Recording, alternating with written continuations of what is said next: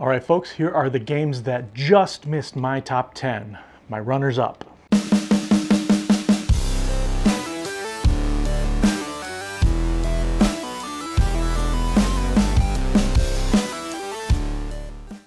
Hey there, Brew Crew, and welcome back to my Top 100 series. We've made it all the way to my 20 to 11. These games are all fantastic, and quite a lot of them have been on my top 10 at one point. And with more plays, it's totally possible that any of them could climb back into the top 10 someday. But this is where they landed for me this year, so let's get started. 20. My number 20 is Barrage. This is my highest rated game that I don't own. In my last video, you heard me wax poetic about Darwin's Journey and Grand Austria Hotel, and like both of those games, this one also has Simone Luciani's fingerprints all over it. This is a game all about building dams to harness hydroelectric power in a weird steampunky kind of setting. The setting I could take or leave, but I really like that theme. And I do feel like it comes through pretty well. Plus, the game creates a very crunchy logistics puzzle. There's only so much water and only so many spaces you can build a dam or a power plant, and how you position yourself to make better use of it than all of your opponents is very important. It can be pretty cutthroat for a Euro because you can build in such a way that you use water from your opponent's reservoir, or maybe build a dam upstream and divert the flow of water away from them entirely. Normally, in a heavy Euro like this, I would hate that kind of thing, but for some reason in this game it doesn't bother me. And I can't quite put my finger on why. If I had to take a stab at it, it's probably because it feels thematically necessary in a game about owning power plants. One of the best things about this game is the construction wheel. Whenever you take an action, you place its token along with any resources you spend in one of the sections of the wheel. And as you put down more actions on the wheel, it continues to rotate. And when a section rotates back to the starting space, you can get your action tile and those resources back. This is such a cool gimmick, and I love how it forces me to plan long term. This is one that I probably should add to my collection. 19. Number 19 is Maracaibo, another brilliant game from Alexander Pfister. In this game, you are sailing around the Caribbean, exploring, selling goods, and hiring crew. You can also choose to fight for or against the French, English, or Spanish to earn reputation. You'll do this by moving your ship around the Caribbean, stopping at different locations that will allow you to take different actions. And when you get to the end of the track, you'll do some final actions and then reset to go around again. But not only do you reset yourself, but you also start a timer for everyone else as well, because once you've triggered these steps, they'll only have a couple of more chances to make any stops that they want to make before their ship gets pulled back to the beginning as well. Ideally, you won't be too far behind anyway, so it rarely feels overly punishing. I wasn't sure how I felt about it at first, but what I found is that it helps prevent anyone from slow playing the game, and it helps drive the pace of the game as well.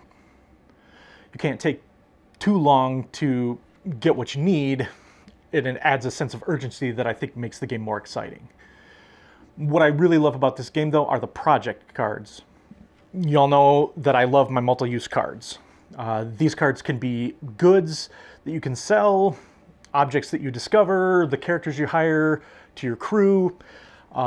If you play the card in front of you, it'll provide an ongoing ability, end of round income, or points at the end of the game. I always have to make a decision of whether or not I want to sell off a card to get some quick money or play it down so it gives me more benefits in the long term. There are a lot of moving parts to this game and a lot of iconography that I usually have to relearn every time I play, but the gameplay is so good that to me it's worth the effort. 18. Number 18 was a slow burn for me, and that's Dune Imperium. I was not super impressed with this game the first couple of times that I played it. Looking back on that now, though, I recognize that that was because I had different expectations of the game from what it turned out to be. After playing it several more times now, I think this game is amazing, especially if you add in the Immortal and Rise of Ix expansions. This is one of a few deck builder worker placement games that came out around the same time, along with Lost Ruins of Arnak and Endless Winter. Spoiler, this is my favorite of the three, which is kind of surprising to me considering I didn't really like it at first. I really like how the cards and worker placement combo together in this game. Each time you place a worker on the board, you'll play a card with a symbol that matches the type of space that you want to go to. Once you've finished playing all of your workers, the remaining cards in your hand will give you some sort of benefit. The challenge is trying to map out how best to use the available worker spaces with what's in your hand, and you need to do it as efficiently as possible because it's essentially a race to 10 points. I love that you'll be playing as one of the characters from the Dune universe, each one with their own special powers.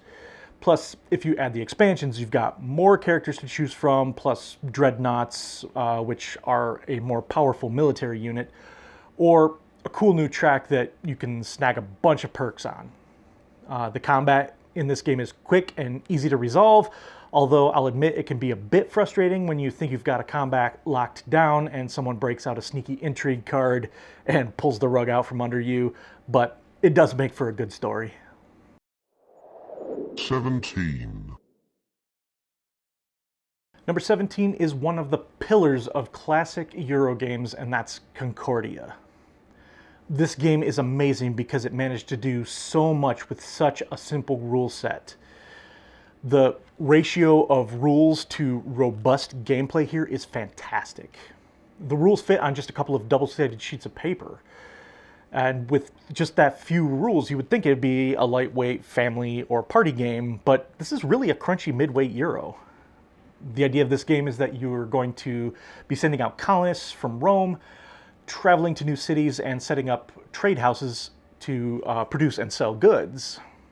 This is done with a action retrieval mechanism, which I really enjoy, but I have not found many games that use this mechanism that I'm really in love with. Basically, you'll play a card that will allow you to do some kind of action, and now that card's out of your hand until you play a specific card that lets you retrieve your cards back to your hand. You'll be able to add more cards as you play, which is important because these cards are also going to be your scoring multipliers at the end of the game. Each card will be associated with a specific Roman god or goddess, and at the end of the game, each card with a certain god or goddess will multiply the number of points you'll get from the different actions that you'll be taking throughout the game. For example, Vesta cards in your hand at the end of the game will each give you a point per $10 that you've earned. Each Mars card in your hand will give you 2 points per colonist that you were able to get on the board. So the rules are easy to understand, the scoring is easy to understand, and the whole game is just elegant. 16. Number 16 is Great Western Trail. So it did end up very close to Maracaibo on this list, which is pretty interesting. These two games share a lot in common, but there are also a lot of differences, and I've always waffled on which one I like better. They're obviously ranked very close for me, and I think the only thing that gives Great Western Trail the edge is that I've played it more. Just like in Maracaibo, you're going to be moving around a track and taking actions at locations that you stop at, but instead of being on a ship in the Caribbean, you're going to be a cowboy on a trail from Texas to Kansas City. Your herd of cattle cards give this game just the slightest hint of deck building. When you reach the end of the trail, you'll sell off your cattle cards, getting a bigger return if you're selling a variety of cattle. What I love about this game is the challenge of always having to do a little bit better than the last round so you don't lose out on points. The number of points you get from your cattle cards will determine which city you can deliver your cattle to along the railroad, but you can never deliver to the same city twice. So you're always trying to score more points each round so you don't miss out on being able to put out the tokens on the different cities.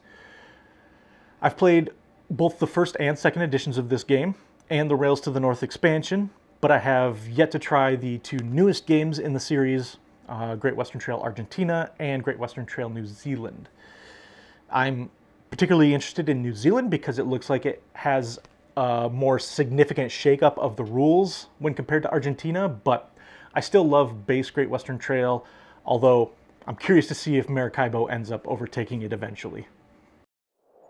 15, Number 15 is Terra Mystica. I seem to remember this being the heavy game of heavy games when I started gaming. Honestly, I'm a little bit surprised that this one ended up so much higher than Gaia Project. I really wish I had a good explanation of why, but I really don't know. I know this isn't a beautiful game. It's pretty dry, pretty themeless, and it doesn't have a lot of the bells and whistles that Gaia Project has, but for me there's just something that feels more comfortable about Terra Mystica. I guess it's the lack of bells and whistles that puts it up here. It's a heavy game, but not as heavy as Gaia Project, and I guess it just lives a little bit closer to my comfort zone in terms of game weight. Plus, I generally tend to prefer fantasy themes over sci-fi. I love all of the different races that you can play as in this game. They all feel incredibly different. I also love games that have an unlocking income mechanism, so the more buildings you put out on the board, the more income you can earn each round. You're going to want to build up your dwellings into strongholds and sanctuaries, though, which means those dwellings will come back off the board and you'll end up getting less income. It's an interesting balancing act, but really this is the hardest game for me to explain exactly why I like it so much. Normally I try to give you some specific reasons, but this is just one of those games where I love it. I don't know exactly why I love it. I can't explain it. I just love it. 14, My number 14 is Trajan. This was, at one point, my favorite game of all time, and it really hasn't slid too far. Yeah, it's another Feld game, and no, it's not the only one in this section of the list. This was the first game that I played with the Mancala mechanism, and it's a big reason why I get excited whenever I hear that a new game is using it. This game's theme is a little scattershot. You're doing stuff in Rome. Maybe you're building buildings, maybe you're shipping goods, maybe you're at the Forum or commanding Roman legions. I guess that part isn't technically in Rome, but whatever. The way you'll be doing all of these things is by moving pieces around a Mancala and doing actions based on the place that you land. The hook of this game is that you can add Trajan tiles to the spaces of the Mancala, and if you get the right combination of colors in that space, you'll get to take a bonus action. Each of the different types of actions you can do correspond to a different little mini game on the main board, each of which will score you points because Feld. Another interesting twist in Trajan is that time moves forward in the game based on the number of pieces that you picked up and moved on your turn. So moving a lot of pieces will drive you towards the end of the round faster, and at the end of the round you need to have gathered up whatever it happens to be that the people of Rome want from you that round.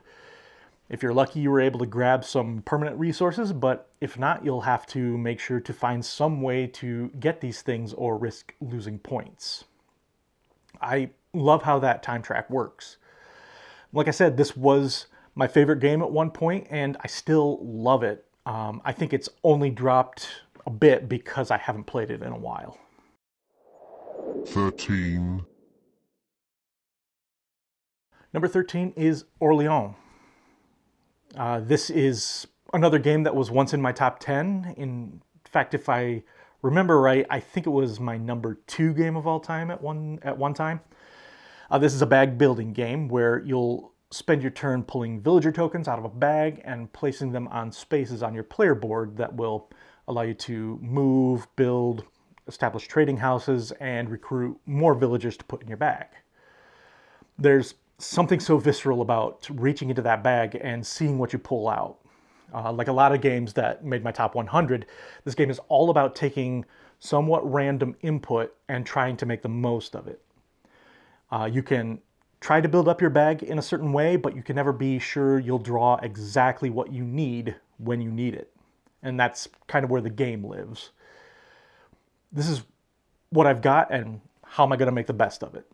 And we have to make the best of it. The game gives you a way to cull chits from your bag that you won't use anymore by putting them on a separate board where they will stay permanently, but placing them there will give you a one-time bonus. I do recommend getting the Trade and Intrigue expansion for this game too, because it gives you a new option for this board with much better bonuses. It also adds contract cards, which will let you deliver goods to certain cities for points, and it makes the map movement of the game a little bit more interesting in my opinion.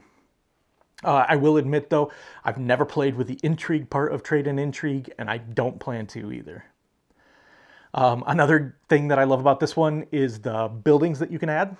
On your player board, you have a handful of actions available to you, but as the game goes on and you can add new buildings beside your board that will give you new options of where to send your villagers. So as the game goes on and players start building out, everyone will have very different actions available to them. I love this kind of asymmetry in games. I've played a few other bag building games, but I have yet to find one that I love as much as I love Orléans. 12. Number 12 is War of the Ring. In my last video, I talked about Star Wars Rebellion, and I mentioned that my favorite IP was coming up.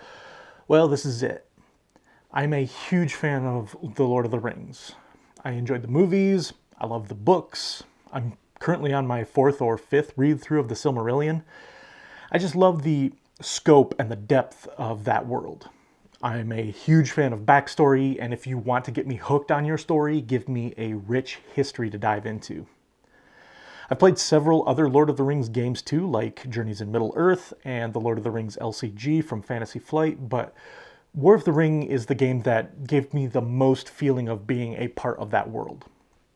You're playing on a gigantic map of Middle-earth, and there are armies spread all over the map at the beginning of the game.